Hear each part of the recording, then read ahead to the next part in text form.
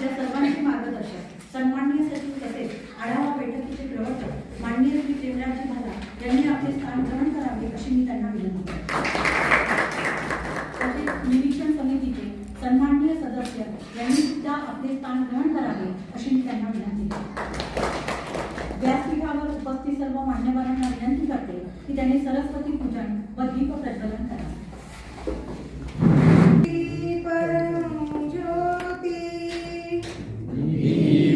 ज्योति परम ज्योति दीप ज्योति जनार्दन दीपो भरतु मे पापम दीप ज्योति नमोस्तुते शुभं करोतु कल्याणम् सुखसंपदा देशबुद्धि विनाशाय आत्मज्योति नमोस्तुते आत्मज्योति प्रदीप्ताय ब्रह्मज्योति नमोस्तुते ज्योति प्रदीप्ताय गुरुज्योति नमोस्तुते।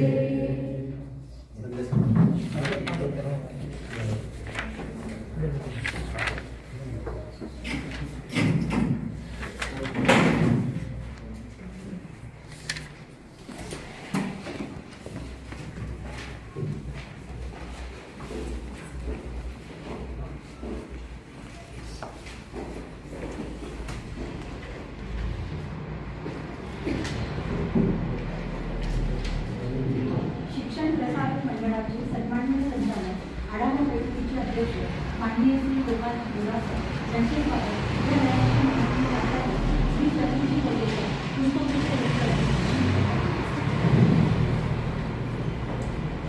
माननीय श्री गोपालजी बोरा हे आजच्या आढावा बैठकीचे अध्यक्ष आहेत तसेच शिक्षण प्रसारक मंडळ चिखली येथे विद्यमान संचालक आहेत।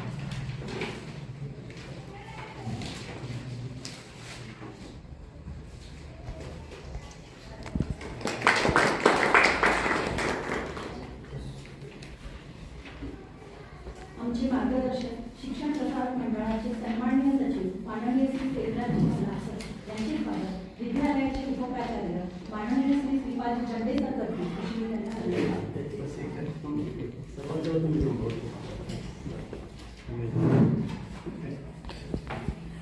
मामा बाजूला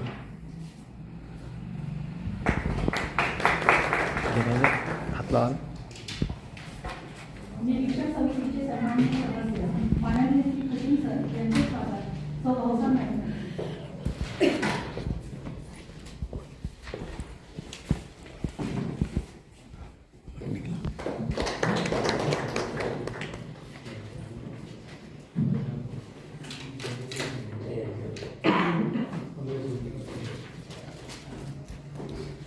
माननीय श्री भालेराव सर यांचे स्वागत वैरागी माननीय श्री पानसरे सर यांचे स्वागत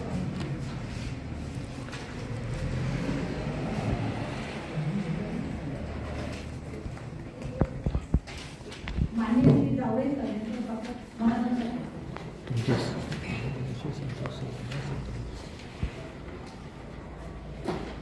माननीय श्री गांधे सर यांचे स्वागत जाधव सर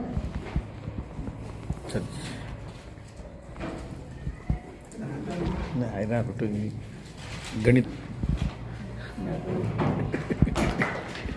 वार्षिक आढावा बैठकीच्या निमित्ताने तयार केलेल्या प्रेरणांक भाग 2 या अहवालाचे अंकाची विमोचन व्यासपीठावरील सर्व अधिकारी वर्ग माननीय सचिव अध्यक्ष व इतर सर्व अधिकारी वर्ग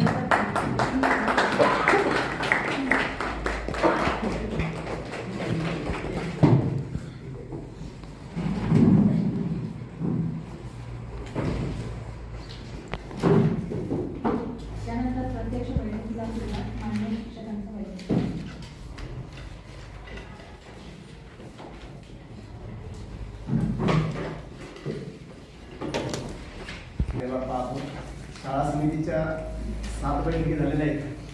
सहविचार सभा 10 झालेल्या आहेत. आंबोळे सर 10 सहविचार सभा, आचारसंहिता परीक्षकांच्या वरात आलेले माझे पाठनिरीक्षण 49 मध्ये नोंदवलेले, त्यापेक्षा अधिक तसे झालेले आहेत. शिक्षक संपर्क 33. दैनिक वाचन प्रत्येक शिक्षकांचे किमान 3 वेळेस एक वेळी तपासलेली पाहिलेली आहे. गृहपाठ 153 तपासले. रजा हिशोब सर्व शाळेचा आणि कॉलेजचं सर्व आपण ज्या त्या पुस्तिकेमध्ये जोडलेलं आहे. माझी शाळा सुंदर शाळेचं सुद्धा पेज मुख्य पुस्तिकेमध्ये जोडलेलं आहे. स्वापचं पेज सुद्धा जोडलेलं आहे. विद्यालयामध्ये वर्तमानपत्र जे आहे ते तरुण भारत, देशोन्नती, पुण्यनगरी आणि सामना असे वर्तमानपत्र आपल्या शाळेत येत आहेत.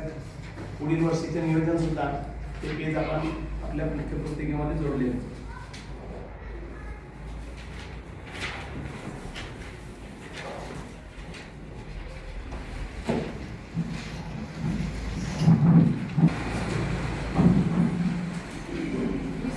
राजेंद्र भावसार, वर्ग 9, वर्ग शिक्षिका. पटाव होते 76, त्यातून मुलं 49 आणि मुली 27. वर्षभरात अपेक्षित पालक संपर्क होता 76. मी 76 पूर्ण केले होता. ग्रामीण भागाची योजना केली ती माझ्याकडे गोदरीला होतं. त्यातले 15 संपर्क माझ्याकडे होते, मी 15 पूर्ण केलेले आहे. तसे एकूण 91 पालक संपर्क मी पूर्ण केलेले आहेत. वर्षभरामध्ये एकूण 154 विद्यार्थ्यांचा मी फीडबॅक घेतलेला आहे. माझ्या वर्गाचे वर्षभरामध्ये एकूण 4 पालक मेळावे घेतले. पहिल्या पालक मेळाव्यामध्ये 60 पालक, दुसऱ्या मेळाव्यामध्ये 32, तिसऱ्या याच्यामध्ये 64 आणि चौथ्या याच्यामध्ये 41.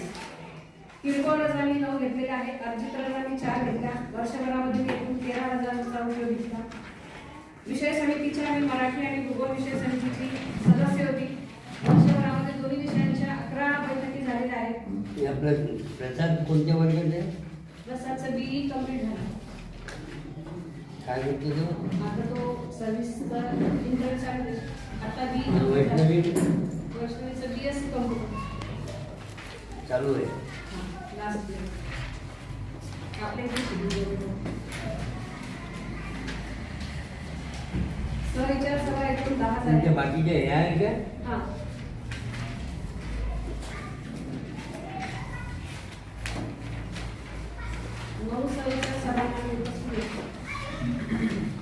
वर्षभरामध्ये मी 5710 गृहपाठ महिना तपासलेले आहे.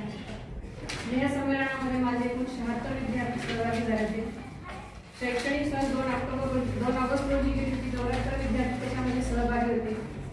दैनिक 5 तासांनी 101 सहकारी शिवाजी आमदार, आमची निरीक्षण समिती आणि सर्व आचार्य, प्राचार्य, उपप्राचार्य आपली बैठक बरोबर 2.25 तास चालली. तुम्हाला वाटलं तर एवढ्या लवकर त्याची आठवण याचं कारण नाही की निरीक्षण समितीचं अर्ध काम करू शकतो. दुसरं म्हणजे यावेळी आम्ही जे करून लिखित स्वरूपात जे कागद बनवले त्याचा पहिले माझा अभ्यास झाला. त्यातले काय नियमांचं जे त्या बाबतीत चर्चा माझी आणि प्राचार्याची झालेली आहे.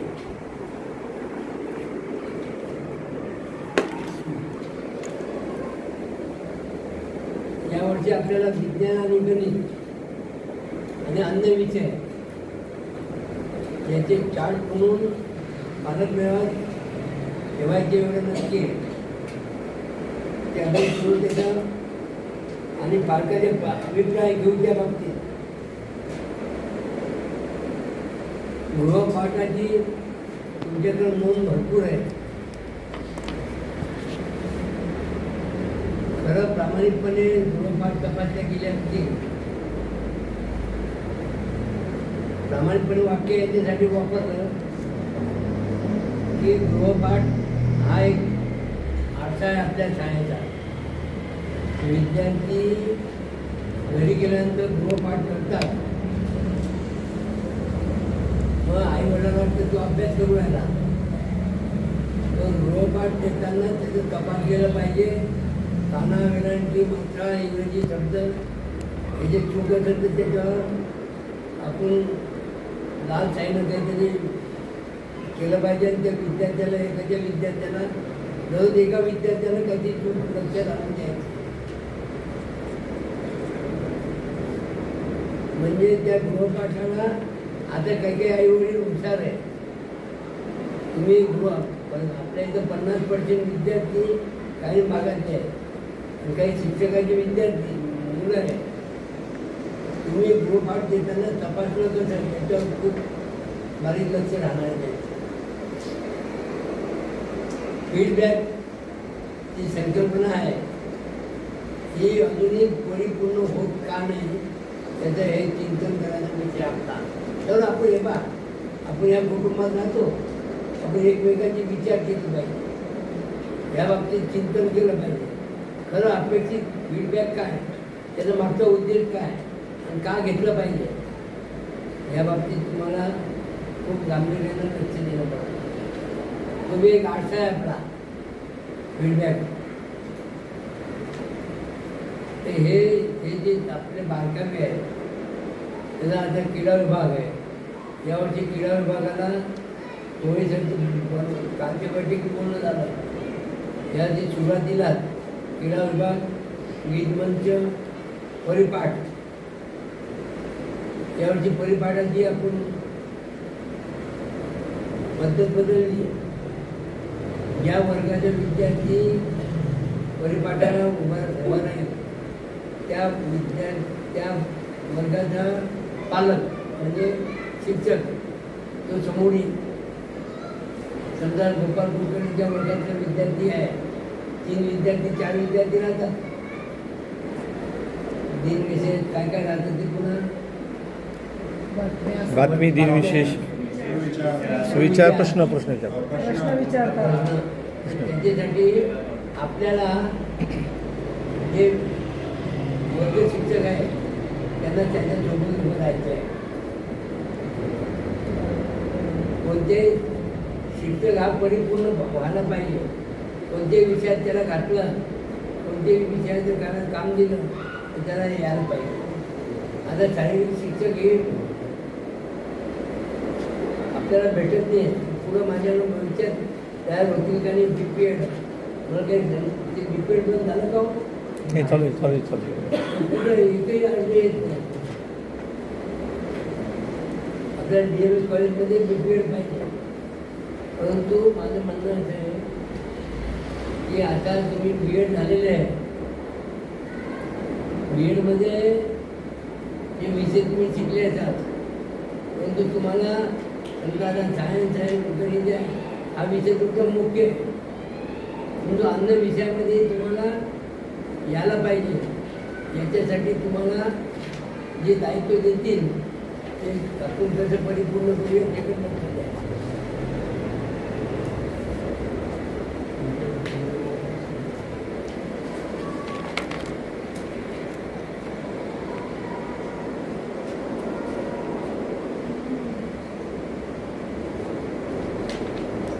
ज्या उद्देशाने ही संस्था निर्माण झाली दरवर्षी आपण सांगतो, परंतु खरं दुःख आहे की रोज प्रार्थना होणारे 1-2 शिक्षक असेल तेव्हा गेलो का या आपल्या आपण त्या खेड्यामध्ये राहतो, त्या खेड्यामध्ये चाका लागते का, विद्यार्थी बुडवतात का, इनडायरेक्ट त्याच्या प्रवेश प्रक्रियेवर परिणाम होतो. इथे सायम शाखेवर जाणार, खरं सांगा याच्यात सायम शाखेवर जाणारे शिक्षक कोण हात वर करू शकतात? एकही नाही. सभागृह जाणारे बरोबर. तुमची कोणती शाखा आहे? लागते का तुम्ही लागत लावण्याचा प्रयत्न करा. कारण मी 2-3दा आलो तुमच्या निर्माण हा एक विद्याभारतीचा फार मोठा आहे. वंदना प्रार्थना आपली पूर्ण होत नाही. 6 मिनिटाची वंदना प्रार्थना आहे, पण शनिवारी परिपूर्ण व्हायला पाहिजे, ती होत नाही. त्याच्यामध्ये ज्या जबाबदारी प्राचार्य उपप्राचार्यपर्यंत त्यांची याच्यावर नियोजन करायला पाहिजे. त्या वंदना आणि याच्यामध्ये तो 2 मिनिटं कंटिन्यू 2 मिनिटून राहिला तर त्याच्यात काय परिणाम होते किंवा समजा तुम्ही स्वतः बसाल त्यांच्या बाजूला, पण तुम्ही खुर्चीवर बसता, तुम्ही करणार नाही.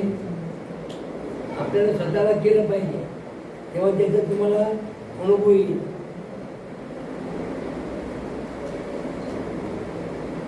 समर्पण राशी तुम्ही लिहिली, त्याच्यात काही लोकांनी यावर्षी असं ठरलं 2011 पासून ते 2016 पर्यंत याचं नियोजन माननीय प्राचार्य उपप्राचार्य करणार आहे. भव्य प्रमाणात 2019 जसं आपलं भव्य प्रमाणात झालं ते अतिभव्य झालं, परंतु या 5 वर्षाचं भव्य प्रमाणात आपल्याला माजी विद्यार्थी मेळावा संपन्न करायचा आहे. त्यामध्ये आपण मुकुलजी कानिटकर म्हणून अति विद्वान आणि शिक्षक आणि कोणत्याही विषयामध्ये प्रावीण्य आता मोहनजीच्या सोबत होते. म्हणजे त्यांनी जे विषय मांडण्याची पद्धत आहे त्याचा आपल्या कार्यशाळेला यावर्षी येणार आहे. मुख्यमंत्रीचे बोलणं झालेलं आहे, आपण त्यांना बोलवणार आहे. बोलायचा अर्थ असा आहे की माझ्या विद्यार्थ्यामध्ये आपण तज्ज्ञ बोलून एक घंट्याचं त्यांचं मार्गदर्शन ठेवू. तुम्ही म्हणाल त्याप्रमाणे नियोजन करून बोलवायचं ते बोलून नाही, ते नाही बोलवणार. त्याचं ताण आपल्याला घ्यायचं नाही. फक्त विद्यार्थी माझी विद्यार्थ्यांचे ग्रुप तयार करणे, त्यांना निरोप देणे, आपली एवढी भव्य वस्तू दाखवणे, त्यांच्याची मागणी करताना कशी केली पाहिजे याची कला अवगत करा. म्हणजे आढावा बैठकीचा हा एक फार मोठा भाग आहे. आपली प्रतिमा तयार करणे, विद्यार्थी शिक्षकप्रिय व्हायला पाहिजे, शिक्षकप्रिय विद्यार्थी व्हायला पाहिजे. तर विद्यार्थी शिक्षकप्रिय व्हायला पाहिजे, काय व्हायला पाहिजे? दोन्ही बोलायचा अर्थ असा आहे की तो इथून गेल्यानंतर त्यांनी तुमचं केव्हा नाही केव्हा तरी नाव घेतलं पाहिजे.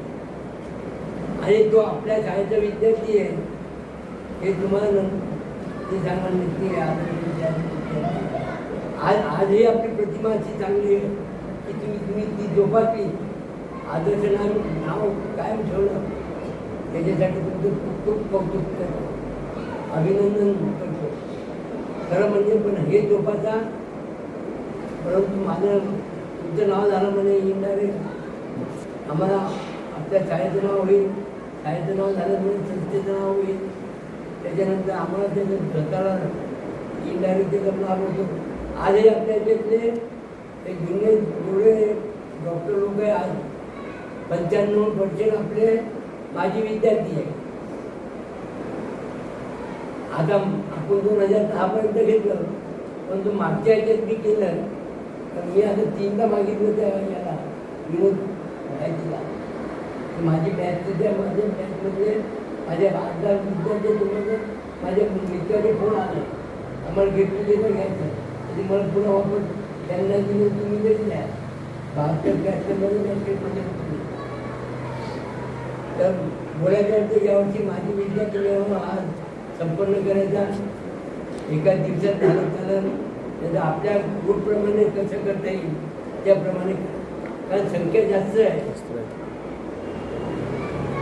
पहिले 2085 पर्यंत 1985 पर्यंत संख्या कमी होती, त्याच्यात तुकड्या वाढत गेल्या म्हणून ती संख्या वाढत गेली. तर माझी विद्यार्थी मेळावा हा भव्य प्रमाण होईल. जे आपण स्पर्धा परीक्षा घेतो त्याचं पहिल्या सुरुवातीपासून नियोजन करावं, म्हणजे विद्यार्थी त्याचा लाभ घेता येईल. ज्या शिष्यवृत्ती आहे, असंख्य भरपूर प्रकारचे आहे, ते आपल्या विद्यार्थ्यांना कसा लाभ होईल त्याचा सर्वांनी जबाबदार शिक्षकांनी त्याच्याकडे लक्ष द्यावं. यानंतर आपल्या संचालक अध्यक्ष बातमीनंतर संचालक शिवाजी जामदार हे आपल्याला मार्गदर्शन करतात. आपल्या सर्वांचे मार्गदर्शक, आमच्या सर्वांचे मार्गदर्शक माननीय योगराजजी भाला व माननीय गोपालजी गोरा, उपस्थित सर्व शिक्षक वृंद, खरंच आपण भाग्यवान आहोत की आपल्याला इतकं सुंदर मार्गदर्शक लाभलेले. 18 वर्षापासून ही तपश्चर्या आहे, 18 वर्षाची. आणि जर का आपण आता जे मुद्दे पाहिले त्याचं अंमलबजावणी आपण 100% केली तर आपलं वैभव आहेच, पण त्या वैभवात अजून भर पडणार. आपण सगळे मेहनत घेतात आणि आपण सर्वांनी चांगलं सादरीकरण केलंय. आपण वर्षभर काय काय करतो आणि त्याच्यात ज्या ज्या उमेदवार आहेत त्या आपल्याला निरीक्षण समिती सांगतेच, त्याचा आपण या वर्षभरात त्याचा बदल करण्याचा प्रयत्न करायचा आहे. मला असं वाटतं की आपण ज्या विभागाला सह नाही त्या विभागाला सह दिले पाहिजे. काही विभाग समजा एखाद्या शिक्षकाची बदली करायची असली आणि त्याच्याकडे एखादा विभाग असला, परीक्षा विभाग असला, आणि मग तो परीक्षा विभाग चांगला सांभाळतो, मग कसं करता येईल तर त्याची अडचण येऊ नये म्हणून त्याला सह देण्याचा प्रयत्न करायचा आवश्यक आहे. त्याच्यानंतर मला असं व्यक्तिगत वाटतं की बऱ्याच शाळा 9वीचा अभ्यासक्रम लवकर आपण आणि 10वीचा अभ्यासक्रम लगेच सुरू करतात मार्चमध्येच. मार्च एप्रिल महिने 2 महिने चांगला 10वीचा अभ्यासक्रम घेतात. तर आपण असा प्रयोग करू शकतो का येणाऱ्या वर्षात 9वीचा अभ्यासक्रम आटून 10वीचा अभ्यासक्रम लवकर सुरू करू शकतो का? त्याच्यानंतर आपल्या समितीची शाखा इथंच भरती, आपल्याला वेगळं कुठं जाण्याची गरज नाही. शाळा सुटल्यानंतर समितीची शाखा इथंच भरती. जर का आपल्याला शक्य झालं तर इथे प्रार्थना आपली इथेच होऊ शकते. दैनिक शाखेच्या संदर्भात आता काही वेगळं सांगायची गरज नाही. आपल्या घरी एक कॉलममध्ये एक वृत्तपत्र करून द्यायचं. आपण तरुण भारतचा आग्रह याच्यासाठी करतो म्हणजे तुम्हाला बातम्या तर मोबाईलवर भेटतात, पण ज्या लेख त्या बातम्याच्या व्यतिरिक्त जे लेख आहे ते सगळ्यात महत्त्वाचे आणि त्याच्यात आपल्या ज्ञानात भर करण्यासाठी तरुण भारताचा उपयोग जास्त होऊ शकतो. कारण सध्या वेगवेगळे नेरेटिव्ह सेट करणं सुरू आहे. हिंदुत्वावर आक्रमण आहे, तो उपयोग आपण करू शकतो का? विशेषतः इंग्रजी, विज्ञान आणि गणित हे सगळ्यात महत्त्वाचे विषय आहेत. कारण पालकांचा भर जो आहे तो महत्त्वाचा या 3 विषयावर असतो. माझ्या मुलाला इंग्रजीला शिक्षक कोण आहे, विज्ञानाला शिक्षक कोण आहे, तुम्ही बहुतांश सूचना ज्या पालकांच्या असतात त्या 3 विषयाच्या संदर्भातच असतात. बहुतांश वाचले तर त्याच्यात सूचना या 3 विषयाच्या संदर्भात. इतिहास भूगोल तर त्यांना काही इतकं फारसं घेणं देणं नसतं, पण महत्त्वाचे 3 विषय तर या 3 शिक्षकांनी जास्तीत जास्त अपडेट झालं पाहिजे असं मला वाटतं. एक यावर्षी नवीन प्रयोग घेऊ शकतो का समाचार समीक्षा हा प्रयोग आपल्या शाळेत घेऊ शकतो का आपण, की आपल्या घरी जे वृत्तपत्र येतं त्या वृत्तपत्राचं वाचन करायचं आणि एक 5 मिनिटं आठवड्यातून एक दिवस समाचार समीक्षा हा विषय घेऊन, म्हणजे मोबाईलच्या मुलं आहारी चालले, मोबाईल वापरू नये याच्यापेक्षा त्यांना अन्य पर्याय कोणता देत आहे की इथे थुंकू नये हे बरोबर आहे, पण मग थुंकायचं कुठे हे सांगता आलं पाहिजे. आणि मुकुलजी कानिटकरांचं जे सांगितलंय, यूट्यूबवर तुम्ही सर्च करा त्यांचे व्हिडिओ. ज्यांना ज्यांना या कार्यक्रमाला अपेक्षित आहे त्यांना म्हणजे यूट्यूबवर त्यांचे व्हिडिओ सर्च करा. तो कुठेही असला, किती कामात व्यस्त असला तर तो 100% येईल. त्यांचे बौद्धिक मी स्वतः ऐकलेले. अप्रतिम बिलकुल 1 तास 1.25 तास माणूस हलत नाही, इतकी माहिती आहे प्रचंड. जवळजवळ 20,000 पुस्तकांचं वाचन त्यांनी स्वतः केलेले. इतक्या व्यस्ततेत ते वाचन करतात आणि त्याचं उत्तम सादरीकरण करतात. त्याच्याकरता आपण त्याची व्यवस्थित जर का प्रसिद्धी दिली तर आपल्याला त्याचा निश्चित फायदा होऊ शकतो. आणि एक शेवटचा मुद्दा मला असं वाटतो, प्रगतिशील विद्यार्थी जे आहे, आपण अप्रगत म्हणत नाही, प्रगतिशील जे विद्यार्थी आहेत त्यांचं नियोजन आपण या उन्हाळ्याच्या सुट्टीत करून जर का त्या पालकांना सादर केलं की आम्ही वर्षभर त्यांच्यावर हा प्रयोग करणार आहे आणि तुम्ही त्यांना सहकार्य करा आम्हाला, की आम्ही त्याला अभ्यासक्रम देऊ, त्याच्यासाठी विशेष प्रयत्न करू, त्याला आणखी काय गायडन्स करायचे असले विशेष वर्गाचं आयोजन करू, पण तुमच्याकडनं सहकार्याची आम्हाला अपेक्षा आहे. असं जर का आपण त्या पालकांना जर का सूचना केली तर त्याचा परिणाम असा आहे की बा आमच्या विद्यार्थ्यांवर आमच्या शिक्षकांचं किती लक्ष आहे याचं सादरीकरण ते सुंदर होऊ शकतं आणि त्याचा उपयोग आपल्याला होऊ शकतो. हे शताब्दीचं वर्ष होतं, अजूनही काही कार्यक्रम आहे, पण आपण विशाल हिंदू संमेलनात किती सहभागी होतो, दैनिक शाखेत किती सहभागी होतो, आपण गृहसंपर्क अभियानात किती सहभागी होतो. येणारे वर्षभर कार्यक्रम राहतात, मी बैठकीला अपेक्षित तिथं उपस्थित राहतो का, आपण सांगितलं असेल किंवा भरपूर ठिकाणी तुम्ही दिसता, चांगली गोष्ट आहे. ते कसं आहे ते पूर्ण ताकदीनं आपण पूर्ण प्रयत्न करू असं मला वाटतं. आपल्या आजच्या कार्यक्रमाच्या अध्यक्ष गोपालजी आपण समावेश करतो. जवळपास 3 तासापासून आपण या ठिकाणी एकत्र या बैठकीला जमलो आहोत. आज या बैठकीसाठी कर्मयोगी भीमराज भाऊ आला यांचं मार्गदर्शन तुम्हा सर्वांना लाभलेलं आहे. आज या कार्यक्रमाला उपस्थित असलेले प्राचार्य गवले सर, दंडे सर, आमचे संचालक बंधू शिवाजी जामदार, जे वर्षभर तुमचं निरीक्षण करत आणि समितीमध्ये असलेले या ठिकाणी डोंगरे सर, जावळे सर, दांडे sir, Wankhede sir, Bhalerao sir आणि पटेल सर, या ठिकाणी उपस्थित असलेल्या भाऊसाहेब मॅडम, उपस्थित सर्व बंधू आणि भगिनींनो, आज जे शिक्षक होते, आपल्या देशाचे उपराष्ट्रपती होते, राष्ट्रपती झाले असे सर्वपल्ली राधाकृष्णन यांचा आज स्मृतिदिन आहे, म्हणून त्यांनाही सुद्धा मी वंदन करतो. विद्येची आराध्य दैवत माता सरस्वती यांनाही वंदन करतो.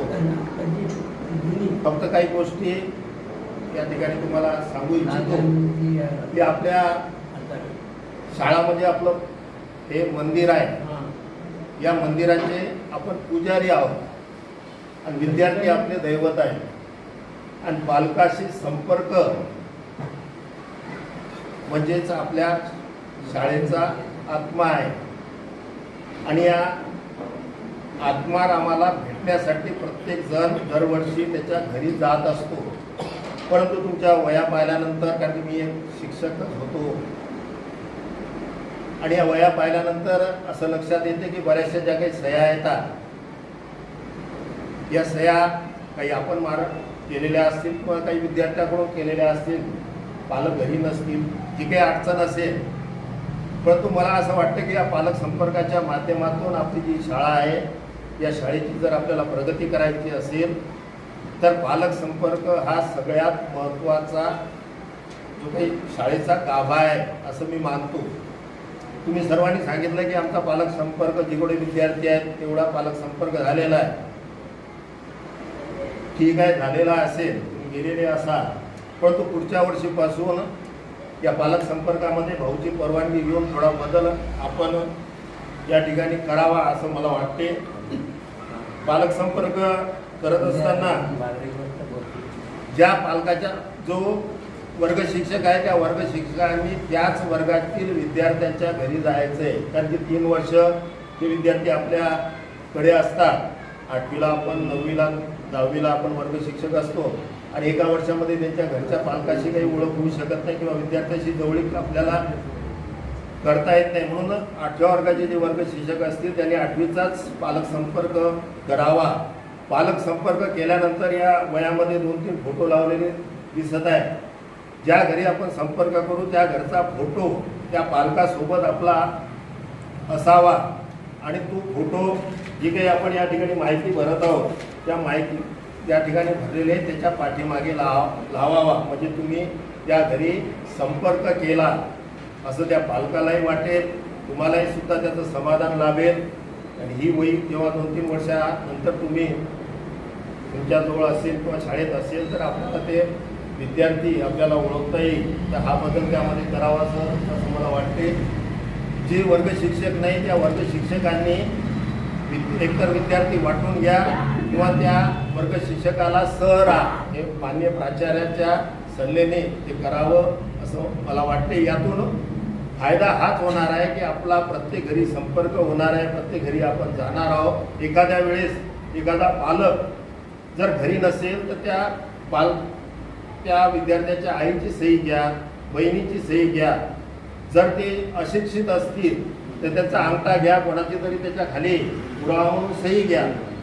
म्हणजे तुमच्यावर अविश्वास आहे असं नाही, परंतु असं जर आपण केलं तर पालक संपर्क चांगल्या प्रकारे होईल. तुम्ही सर्व विद्यार्थ्याच्या घरी जाऊ शकाल.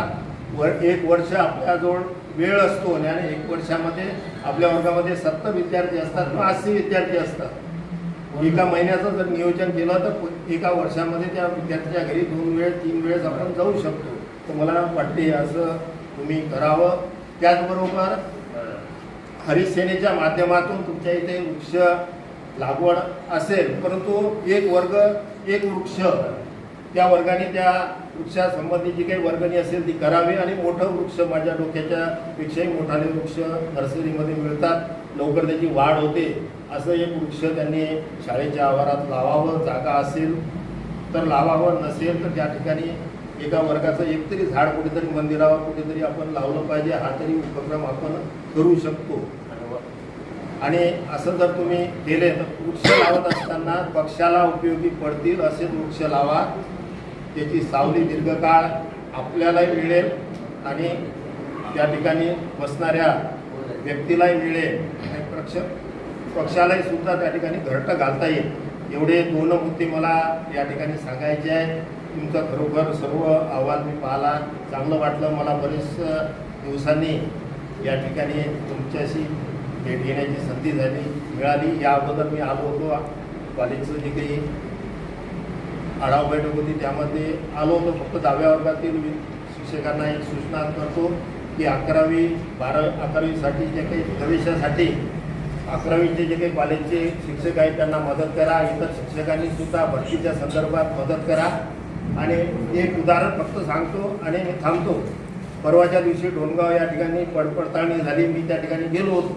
पडताळणी सुरू असताना त्या ठिकाणचे जे काही रायमुलकर साहेब होते त्यांना यायला वेळ होती. सहज 2 वर्गामध्ये मी फेरफटका मारला असताना त्या ठिकाणी विद्यार्थ्यांना मी सहज विचारलं, कारण तुमच्या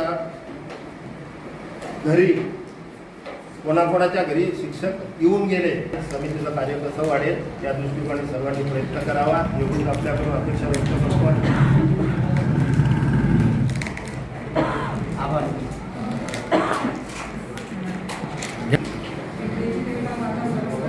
सन्माननीय व्यासपीठ सर्व सन्माननीय संचालक, विद्यालयाचे प्राचार्य, उपप्राचार्य, पर्यवेक्षिका तसेच माझे सहकारी शिक्षक बंधू, वार्षिक आढावा बैठकीचा शेवटचा टप्पा म्हणजे आभार प्रदर्शन. आजच्या कार्यक्रमाचे अध्यक्ष शिक्षण प्रसारक मंडळाचे सन्माननीय संचालक माननीय श्री गोपालजी बोरा सर यांनी कार्यक्रमाचे अध्यक्षस्थान स्वीकारले. त्याबद्दल मी विद्यालयाच्या वतीने त्यांचे आभार मानते. आढावा बैठकीचे मुख्य प्रवर्तक शिक्षण प्रसारक मंडळाचे सन्माननीय सचिव माननीय श्री प्रेमलालजी भाला यांनी आपल्या या बैठकीच्या निमित्ताने दिलेल्या सूचनांचे पालन आपण सर्वजण येणाऱ्या शैक्षणिक वर्षामध्ये यशस्वीपणे करू अशी मी सर्व माझ्या सहकारी शिक्षण प्रतिनिधींच्या वतीने ग्वाही देते. सोबतच आपण उपस्थित राहून जे बहुमोल असे मार्गदर्शन केले त्यासाठी विद्यालयाच्या वतीने त्यांचे आभार मानते. सोबतच आपला उत्साह विकसित करण्याच्या हेतूने आपल्यामध्ये उपस्थित निरीक्षण समितीचे सदस्य माननीय श्री पटेल सर, माननीय श्री हरेराव सर, माननीय श्री जावडे सर, माननीय श्री मानकरे सर, माननीय श्री भोंगरे सर, माननीय श्री साडे सर तसेच सर्व निरीक्षण समितीचे सन्माननीय सदस्य यांचे विद्यालयाच्या वतीने आभार मानते. विद्यालयाचे माननीय प्राचार्य श्री भोंगरे सर तसेच माननीय उपप्राचार्य यांचे आभार मानते. सोबतच सर्व शिक्षक बंधू, कर्मचारी बंधू भगिनी हे या बैठकीसाठी उपस्थित राहून बैठक यशस्वी करण्यासाठी त्यांनी परिश्रम केले त्यासाठी सर्वांचे आभार मानते. यानंतर नाश्ता झाल्यानंतर